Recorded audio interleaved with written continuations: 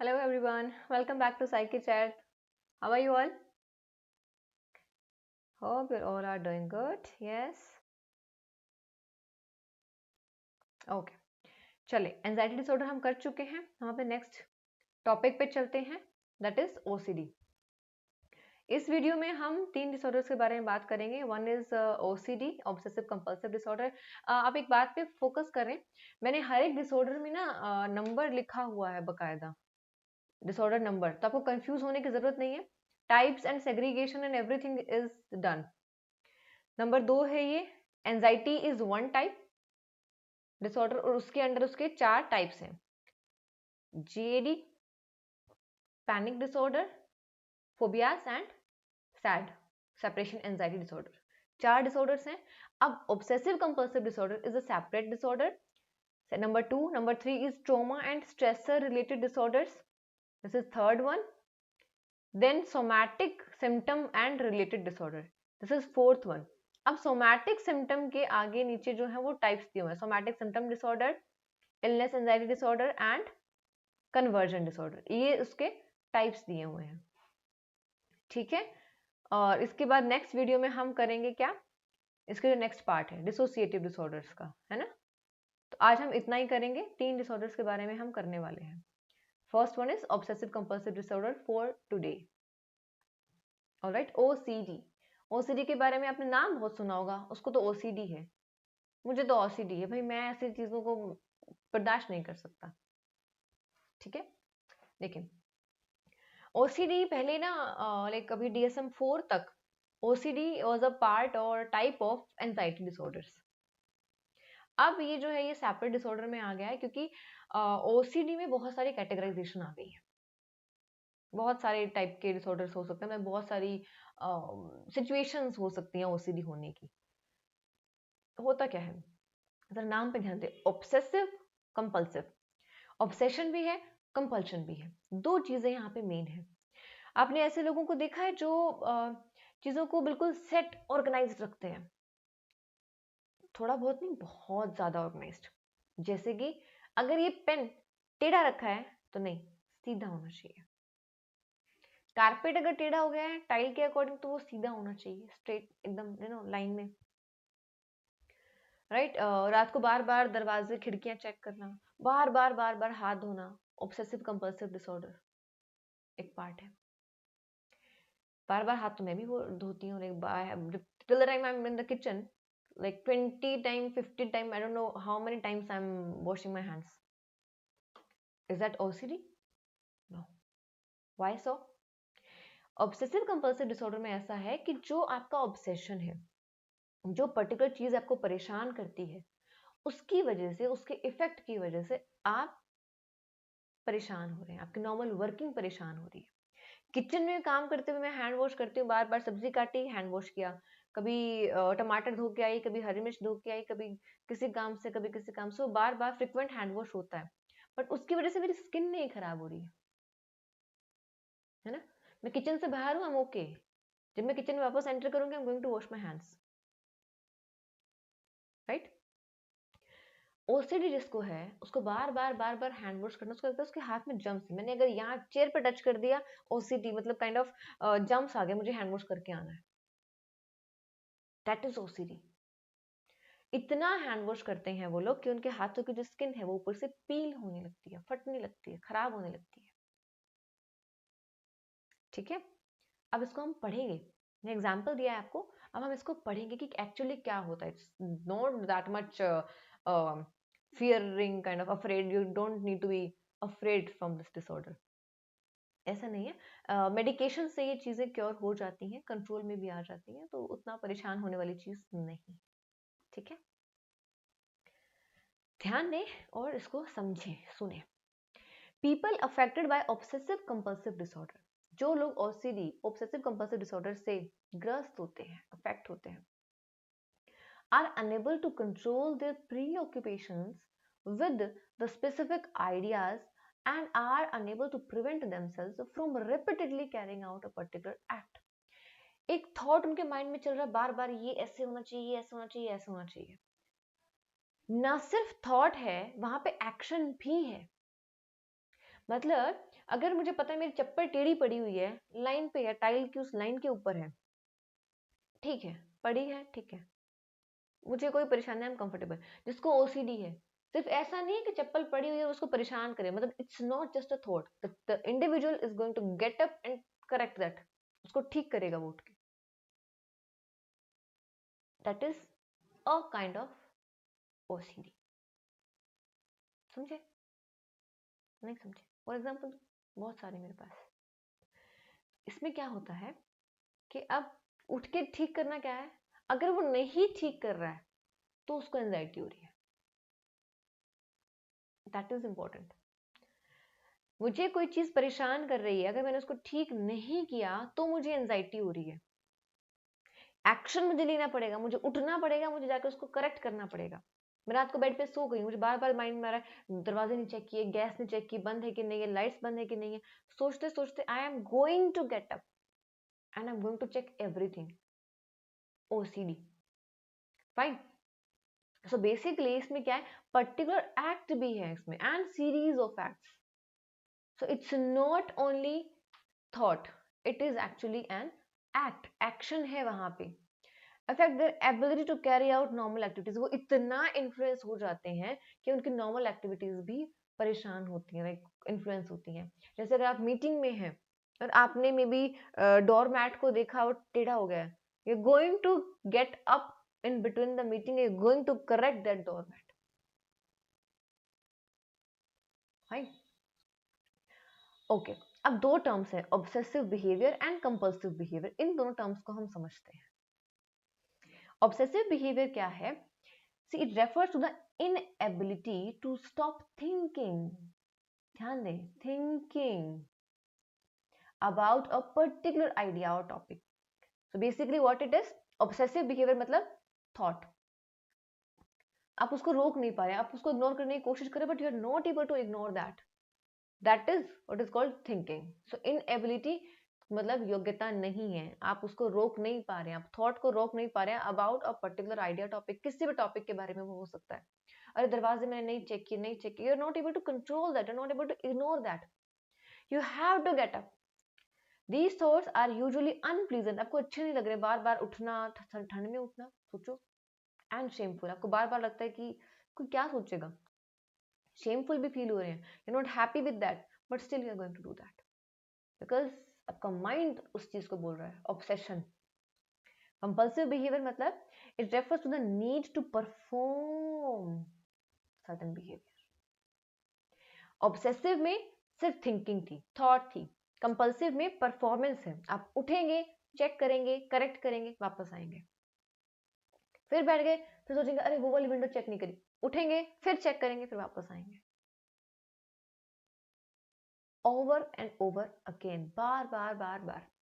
मैंने अभी hand wash करके आई, वापस आई, बैठ गई, ठीक है, ओके, मैं ऐसे बैठी हुई हूँ, and suddenly I touch the table, again जाओ हैंड वॉश करना। पब्लिक टॉयलेट्स ये लोग यूज नहीं कर पाते हैं, मतलब जिसको हैंड वॉश और काइंड ऑफ क्लीनलीनेस का ऑब्सेशन है, पब्लिक टॉयलेट नेवर एवर, अपना खुद का वॉशरूम भी यूज करने से पहले उसको प्रॉपर साफ करेंगे।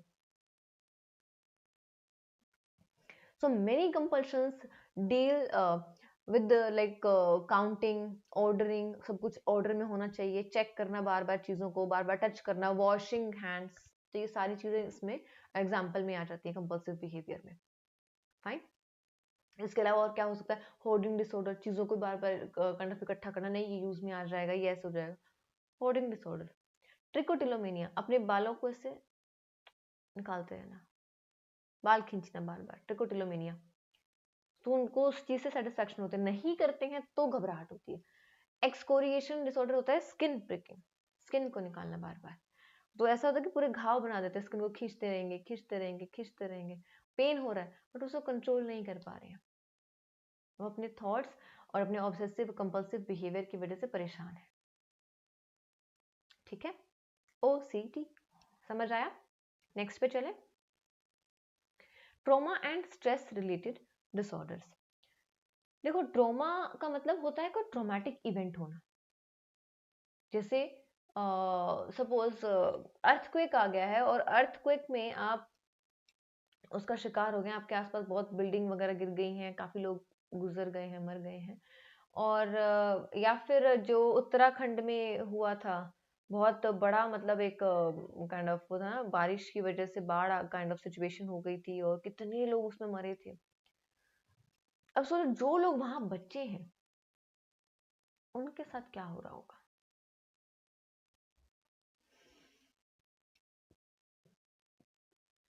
ट्रॉमा, कोई लव्ड वन की डेथ हो गई, बिजनेस में बहुत बड़ा कोई लॉस हो गया, या फिर किसी के साथ रेप हुआ है, या कोई पर्टिकुलर ऐसा यू नो अब्यूजिव का अब्यूज का केस कोई ऐसा हो, तो दैट इज ट्रोमा। मतलब ऐसा कुछ भी ट्रोमैटिक, डरावना, खतरनाक, जिसकी वजह से आप परेशान हैं और आप बहुत ज्यादा दुखी हैं। ट्रोमा खत्म हो गया, मतलब जो इवेंट था वो हो चुका, आप उस इवेंट से बाहर नहीं निकल पा रहे हैं, बार बार उसके फ्लैशबैक्स आ रहे हैं, सपनों में वो चीजें नजर आ रही हैं। वो जो ट्रोमा है, मतलब वो उसके बाद स्ट्रेस हुआ है। ठीक है, तो trauma and stress related disorder, this is also called PTSD, post traumatic stress disorder. Traumatic event के बाद वाला जो स्ट्रेस है उसको हम बोलते हैं PTSD, post traumatic stress disorder. So it refers to a distinct pattern of symptoms that developed as a result of some traumatic event. तो किसी traumatic event की वजह से या उसके बाद में जो symptoms हैं, distinct pattern, that is traumatic kind of event or traumatic or stress related disorders, such as किसी ने नेचुरल डिजास्टर देखा है, victims of bomb explosion, of terrorist being in a serious accident and a war related situations, तो ऐसा कुछ भी हो सकता है। Fine. So post traumatic stress disorder के सिम्टम्स क्या क्या हैं? रिकरेंट ड्रीम्स, बार बार उन्हीं चीजों के सपने आना, एक्सीडेंट देखा है तो बार बार एक्सीडेंट के सपने आ रहे हैं। फ्लैशबैक्स, अब बैठे हुए अचानक से वो चीजें याद आनी शुरू हो जाती हैं, लगता है आपके सामने कोई पिक्चर चल रही है और वही चीजें रिपीट हो रही हैं, एंड अचानक से आप सबके बीच में बैठे हुए सडनली यू शाउट, शाउट नहीं तो अचानक से मतलब मूवमेंट होगी बॉडी की कि अरे क्या था, I am okay, I am fine. घबराहट है वहां पे, एंजाइटी है, डर भी है। इम्पेयर्ड कंसंट्रेशन, अब ऐसे लोग जो है वो उनकी कंसंट्रेशन ऑफ कोर्स परेशान वो होगा ना, कंसंट्रेशन कैसे होगी, कंसंट्रेट कर ही नहीं पाएंगे, बार बार वही चीजें दिमाग में आ रही है ना। इमोशनल नंबिंग, इमोशनल नंबिंग का मतलब हो गया कि आप शून्य बढ़ गए हैं, आप कोई इमोशन शो ही नहीं करते, आपको कोई गुड न्यूज दे रहा है, कुछ अच्छी बात बता रहा है, खुश होकर बता रहा है, still no emotions at all. आपको लगा ठीक है ना, ओके ठीक है, सब you don't want to express it, या हम कहें कि आपको जरूरत महसूस नहीं होती कि क्या एक्सप्रेस करें, that is post traumatic stress disorder. इसके अलावा इसमें एडजस्टमेंट डिसऑर्डर्स और अक्यूट स्ट्रेस डिसऑर्डर भी आते हैं इस कैटेगरी में, that is not so important. Last for the day, somatic symptom and related disorders. So it refers to the condition in which there are physical symptoms in the absence of physical disease. See, somatic का मतलब होता है related to body, body से related disorders हैं, समझ आ रहा है। अब हम इसके सिम्टम्स पे ध्यान देंगे, मतलब फिजिकल सिम्टम्स तो हैं और फिजिकल डिजीज नहीं है। कैसे? जैसे मैं कहूं कि हाँ मेरे पेट में दर्द रहता है, दर्द रहता है, दर्द रहता है, बहुत दर्द रहता है, बहुत तकलीफ है, डॉक्टर के पास चेक कराएंगे तो कुछ भी नहीं है, पेट दर्द है, लेकिन बायोलॉजिकली अगर हम देखें तो कोई सिम्टम नहीं है, कोई परेशानी नहीं है पेट में, ना एसिडिटी है, ना कुछ ऐसा वैसा खाया है, डॉक्टर इज लाइक कि नहीं नहीं everything is fine, no issues at all.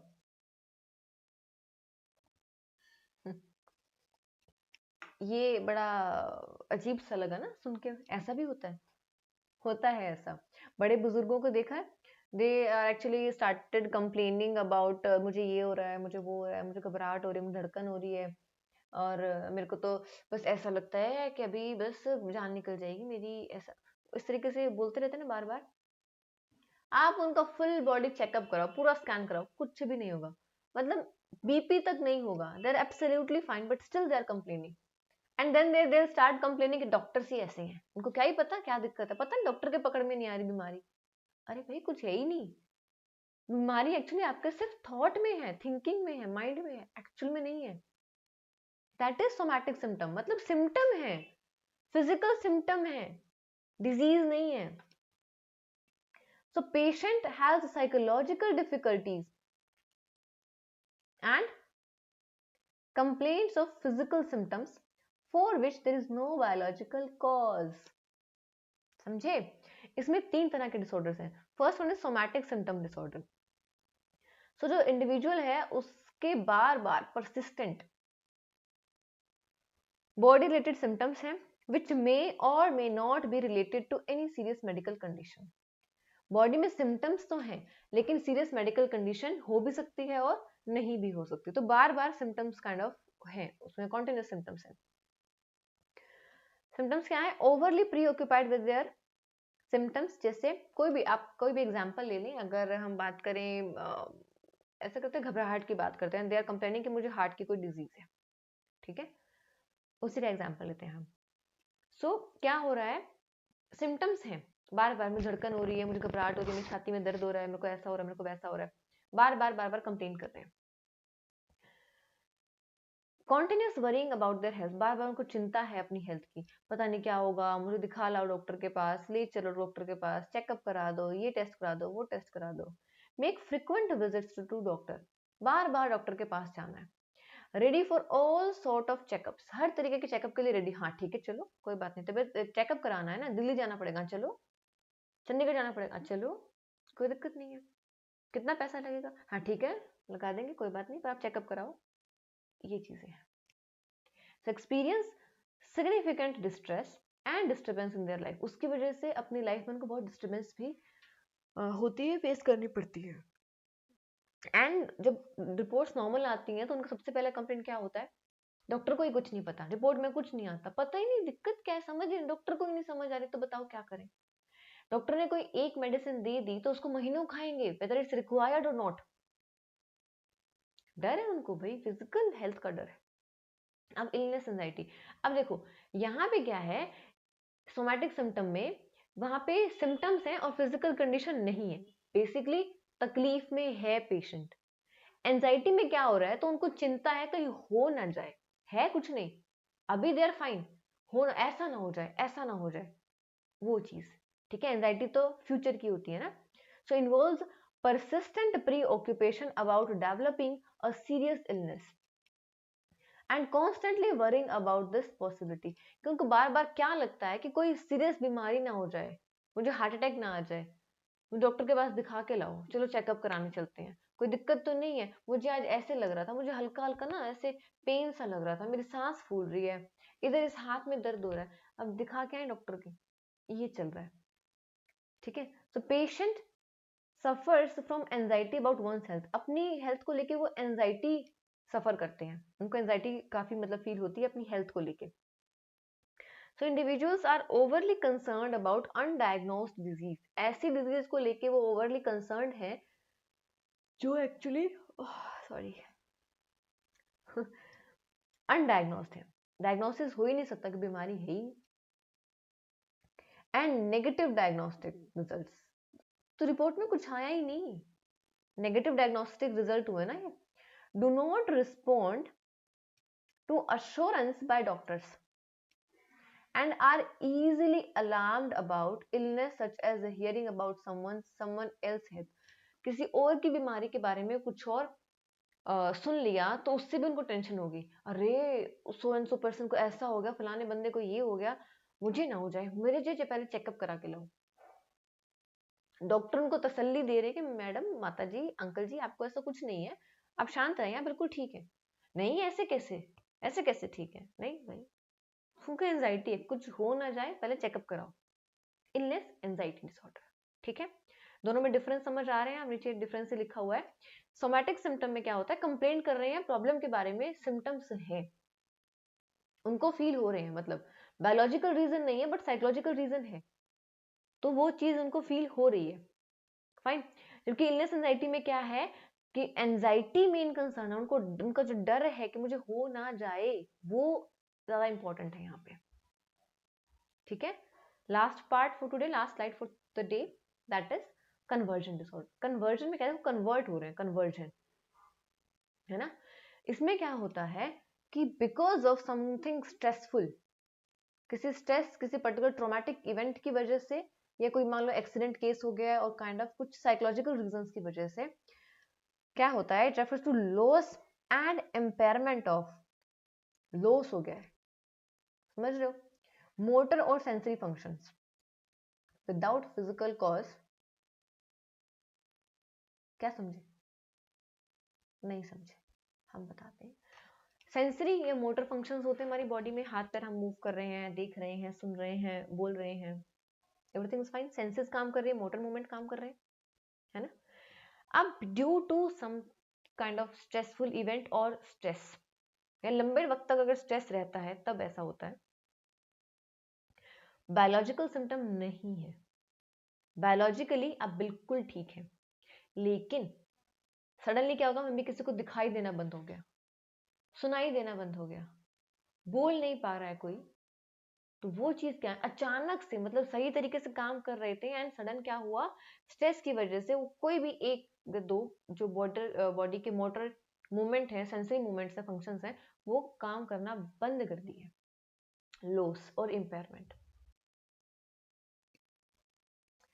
ये साइकोलॉजिकल स्ट्रेस की वजह से होता है, साइकोलॉजिकल प्रॉब्लम है। अगर आप डॉक्टर के पास चेकअप के लिए जाएंगे, भाई इसको दिखाई क्यों नहीं दे रहा, बिल्कुल ठीक था, आईज में कुछ दिक्कत हो गई है, तो डॉक्टर विल बी लाइक नहीं, कोई परेशानी नहीं है। समझे कि नहीं समझे। कन्वर्जन डिसऑर्डर में कई लोग ऐसे भी करते हैं जानबूझ के फेक, मतलब वो बनाते हैं, उस पर्टिकुलर वर्ड को कुछ बोलते हैं, मुझे याद नहीं आ रहा, कुछ अलग सा म से कुछ नाम था, पता नहीं क्या था। तो वो लोग क्या करते हैं, फेक करते हैं, मतलब जानबूझ के मुझे दिखाई नहीं दे रहा, दिखाई नहीं दे रहा, यूं उनको दिखाई नहीं दे रहा, लेकिन वो कभी भी किसी दीवार में, किसी चीज में, टेबल में कहीं टक्कर नहीं मारेंगे, मतलब लगे भी तो ऐसे के केयरफुल होके, चोट ना खाएं, चोट नहीं खाएंगे वो। जैसे आप बोलोगे घर बिल्डिंग में आग लगी, आग लगी, दे स्टार्ट रनिंग, उनको तब ध्यान नहीं रहेगा कि मुझे दिखाई दे रहा है कि नहीं दे रहा है, साइकोलॉजिकली रिस्पॉन्ड कर रहे हैं। ये कन्वर्जन में नहीं होता, कन्वर्जन में एक्चुअली साइकोलॉजिकल रीजन की वजह से इम्पेयरमेंट है, लॉस है। ठीक है, सिम्टम्स क्या है, रिपोर्टेड लॉस ऑफ पार्ट और all of some basic function, कुछ बेसिक फंक्शंस हो सकते हैं जैसे पैरालिसिस, ब्लाइंडनेस, डेफनेस, चल नहीं पा रहे हैं काइंड ऑफ, तो वो बिल्कुल लॉस भी हो सकता है, या कुछ काइंड ऑफ सम इम्पेयरमेंट भी हो सकता है, कभी चल रहे हैं कभी नहीं चल रहे हैं, लंगड़ा के चल रहे हैं, तकलीफ है, ऐसा है, तो वो सिम्टम्स भी हो सकते हैं।